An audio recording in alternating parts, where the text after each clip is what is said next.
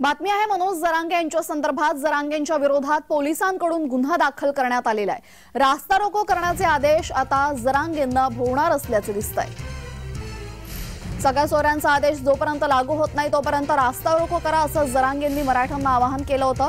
त्यांच्या आवाहनानुसार अनेक ठिकाणी मराठ्यांनी रास्ता रोको केले। या रास्ता रोकोमुळे अनेक ठिकाणी वाहनांच्या रांगा लागलेल्या आपण बघितल्या। दरम्यान आता जरांगेंच्या विरोधात पोलिसांकडून गुन्हा दाखल करण्यात आला असून हेच रास्ता रोको करण्याचे आदेश जरांगेंना भोवणार असल्याचं दिसतंय।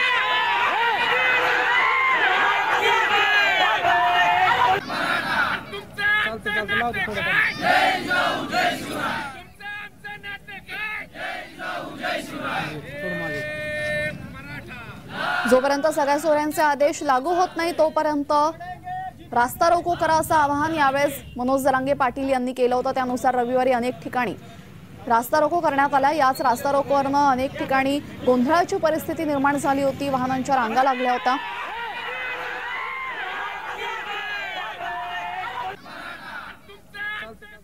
आपल्यासोबत आमचे प्रतिनिधी रोहन कदम जोडले गेलेले आहेत। रोहन, काय अधिकची माहिती आहे? जरांगेंविरोधात गुन्हा दाखल झालाय।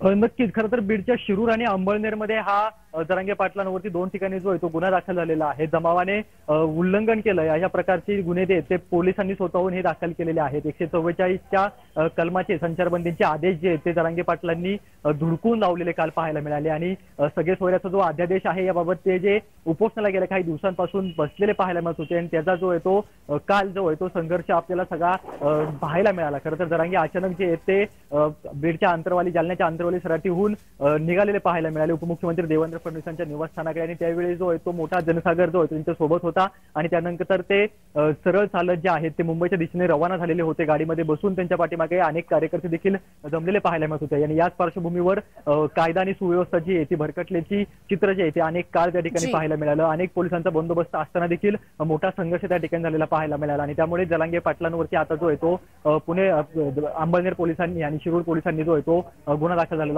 केलेला पाहायला मिळतोय। जी, धन्यवाद रोहन, आपण दिलेल्या सविस्तर माहिती।